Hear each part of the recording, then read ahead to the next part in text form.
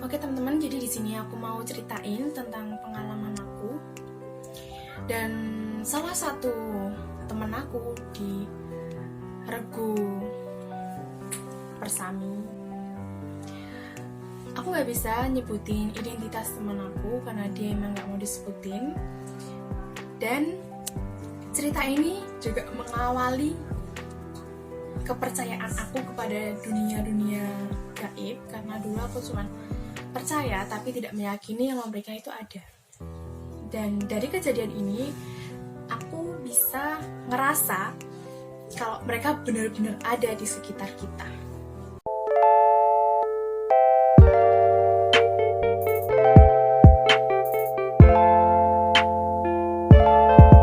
Waktu itu aku masih kelas 4 SD, dan saat itu kami lagi menjalankan yang namanya Persami untuk acara sekolah, dan pembinaku itu ada 2, perempuan dan laki-laki. Mereka juga bisa disebutin namanya. Aku nggak bisa sebutin nama sekolah aku karena ini privacy, mohon maaf. Di situ singkat cerita kami berdua itu habis menjalani jurit malam. Terus sekitar jam 10 malam temen aku ini kebelet ke kamar mandi, jadi dia minta anterin aku ke kamar mandi. Terus temanku ini masuk duluan, jadi biar bisa dapat gambaran kamar mandi sekolahku. Kamar mandi sekolahku itu ada 2 ruangan. Yang pertama, yang sebelah kanan itu kamar mandi cewek, yang sebelah kiri kamar mandi cowok. Sama-sama ada 4 kamar mandi di dalamnya. Terus sama-sama 4, jadi 8, ada 8 kamar mandi. Yang sebelah kanan itu ada 4, tapi harus ingat jadi kamar mandi sekolahanku itu nomor 4, kamar mandi nomor 4 dekat kaca itu nggak bisa dibuka sama sekali. Entah kenapa setiap kali dibuka dan diganti kunci cadangannya itu tetap nanti nutup kembali, jadi nggak pernah bisa dibuka. Jadi akhirnya kamar mandi itu dibiarin terbengkalai gitu aja. Terus temanku ini masuk ke kamar mandi nomor 2 menit pertama. Singkat cerita, 2 menit pertama temanku ini baik-baik aja, tapi setelah beberapa menit setelah itu tiba-tiba temanku ini teriak guys dari dalam kamar mandi. Otomatis aku langsung datengin kamar mandinya kan, dan ngetok-ngetokin sambil manggil teman aku. Kita sebut aja nama teman aku Riana gitu ya. Riana, kamu kenapa di dalam? Riana gitu. Aku udah ketok-ketokin, udah gedor-gedorin, dan benar-benar gak ada jawaban, cuma ada teriakan doang temanku dari dalam. Semakin panik, aku pun lari manggil reguku dan langsung manggil pembinaku.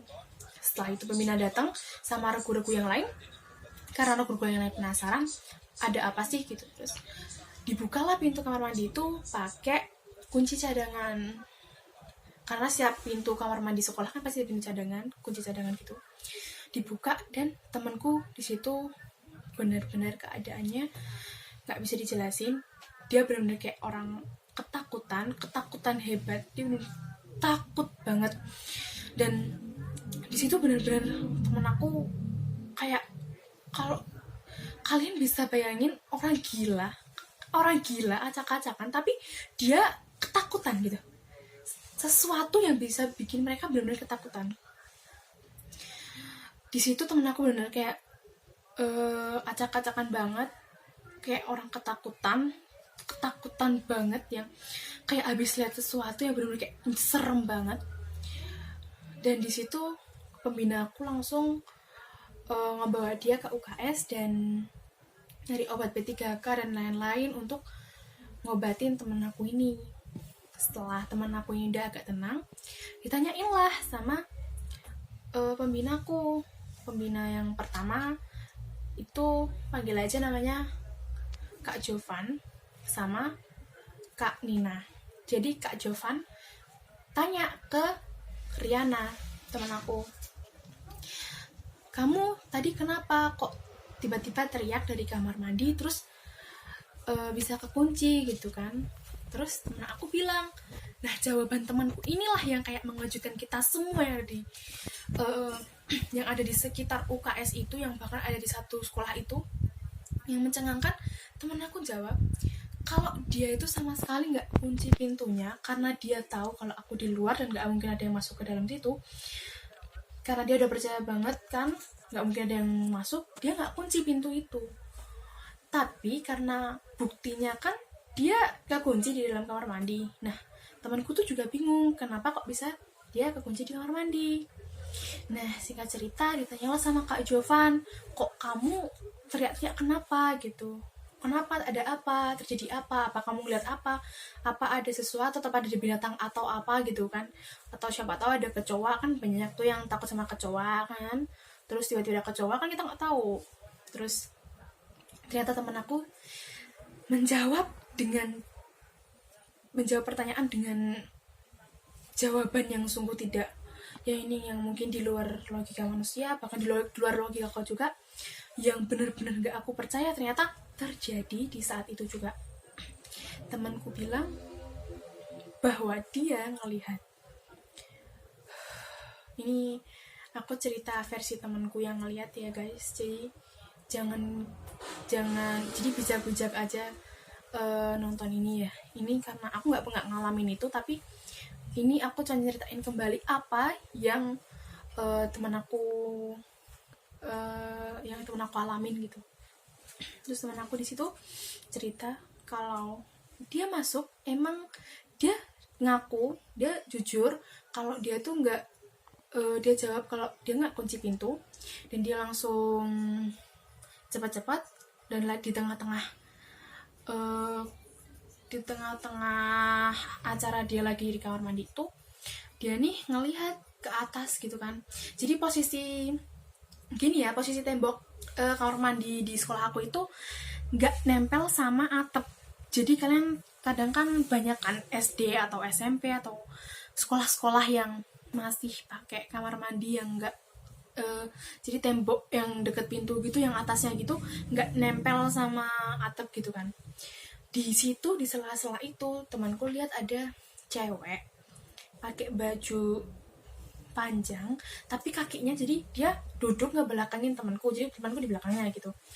Terus cewek ini duduk di atas itu, nggak tahu kakinya entah gantung atau gimana, aku nggak ngerti, tapi temanku bilang dia duduk di atas itu. Terus dia, entah inisiatif dari mana, temanku manggil si cewek ini Mbak gitu kan. Aku juga nggak habis pikir ya, kalau dia udah tahu itu aneh, kenapa dia harus manggil gitu. Terus temen aku manggil itu, mbaknya ini si sosok ini nggak jawab sama sekali. Dan yang paling bikin tercengang di sini, tiba-tiba mbaknya itu badannya masih ngadep ke depan, tapi kepalanya muter ke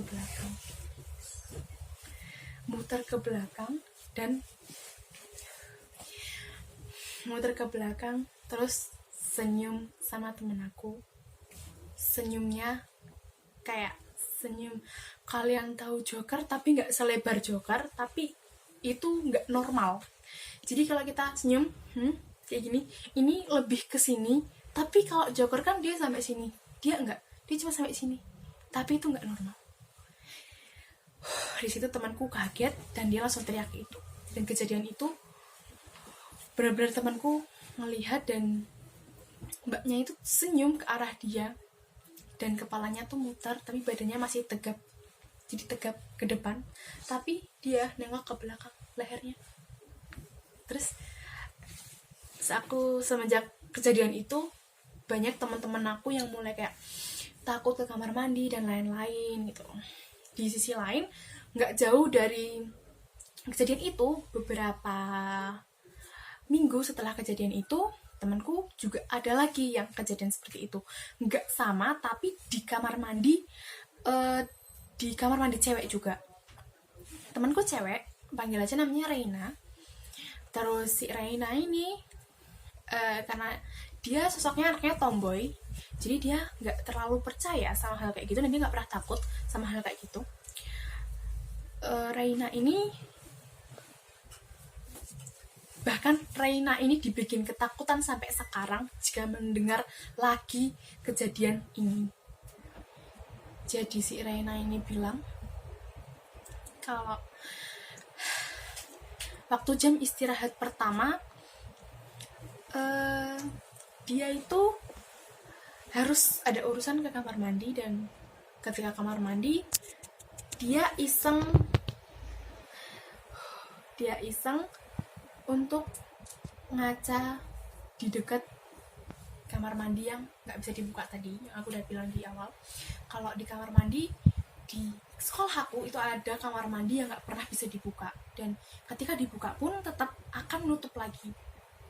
Di situ Reina ini ngaca, dan dia ini aku nggak ngerti dia pikiran dari mana, dia tuh pengen ngintip ke dalam kamar mandi itu buat nengok ada apa di dalamnya.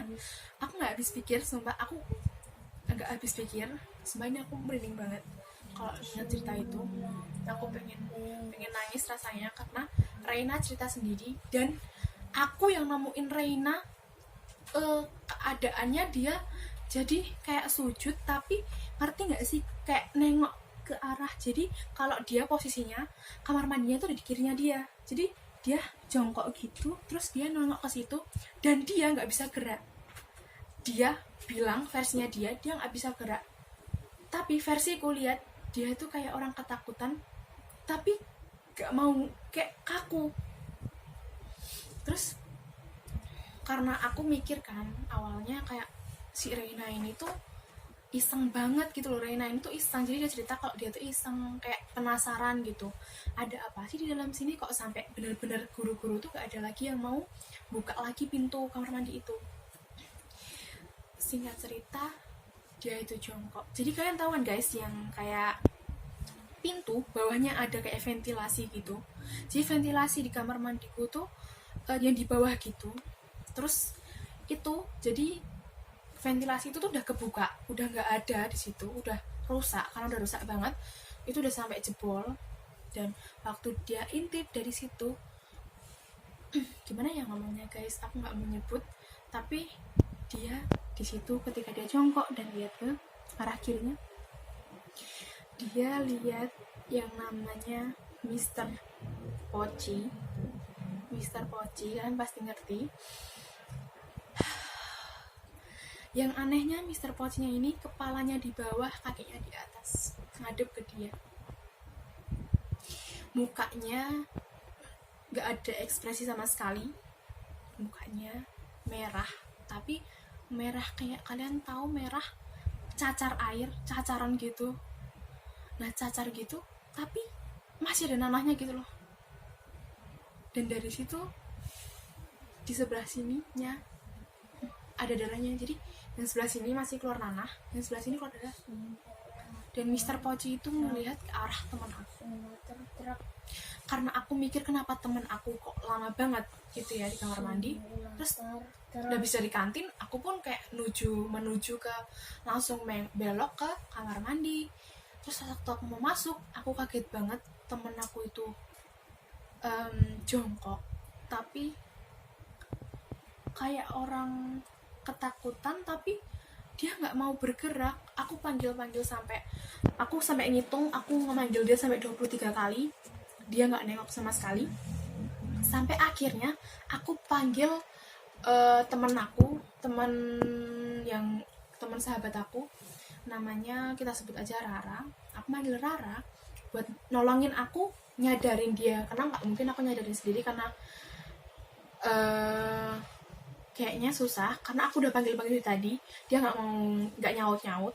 Jadi aku manggil Rara buat bantuin aku. Ketika kita balik lagi, temen aku ini udah masih di posisi awal, tapi mukanya bener-bener kayak orang nggak bernapas gitu lah guys, pucet, tapi pucet banget, kayak abis lihat sesuatu yang bener-bener nyeremin. Terus Rara ini tuh nyoba goyang-goyangin tubuhnya temen aku, terus temen aku ini tuh si Reina ini nggak berkutik sama sekali, kayak nggak ada respon dari dia. Terus setelah 10 menit kita benar-benar udah mobil masuk, temanku. Terus ingat satu hal, dan ternyata di situ temen aku Rara ini kepikiran satu cara, yaitu disiram pakai air. Jadi nggak disiram pakai ember guys, nanti kalian mikir disiram pakai ember, enggak. Jadi diciprat-ciprat pakai air, karena dulu kakaknya juga pernah mengalami hal itu. Jadi kakaknya pernah berdiri diem tapi ngadep ke satu tempat, terus karena diguncang-guncang nggak mau, dia cipratin air dan kakaknya tuh sadar. Ketika waktu dicipratin gitu, pertama emang udah nggak sadar, tapi cipratan ketiga si Reina ini sadar guys. Dan di situ Reina kayak orang benar-benar takut, terus dia minta ayo kita keluar. Dan waktu pulang dia baru cerita ke kita kalau ternyata dia melihat yang tadi udah aku ceritain, dan aku nggak mau nyebutin lagi karena aku takut banget, karena takut dia datang karena kita sebut-sebut dia ketemu sama yang tadi kita ceritain, dan katanya serem banget. Tapi dia yang deskripsinya yang kayak tadi ya guys, kayak mukanya tuh kayak cacar air tapi keluar nanah, tapi yang sebelah sini keluar darah. Tapi aku nggak tahu ya yang sebenarnya dia lihat itu kayak seserem apa. Tapi yang terpenting kayak yang penting temen aku sekarang udah sehat-sehat aja, dan aku berharap temen aku yang tadi udah aku ceritain untuk Raina sama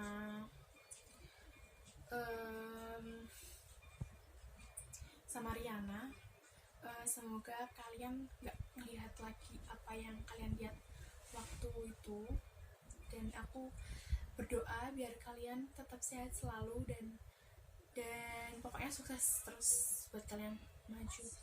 Dan di sini ada pengajaran yang lebih penting guys, jadi kita harus percaya kalau mereka itu ada, tapi kita nggak boleh meyakini kalau mereka itu tuh kayak Tuhan. Oke? Jadi pengajarannya itu untuk aku, jadi kita jangan remehin, jangan nantang. Yang penting jangan remehin, jangan nantang, karena mereka juga punya perasaan kayak kita, mereka sama kayak kita, mereka juga punya perasaan marah, takut, dan lain-lainnya.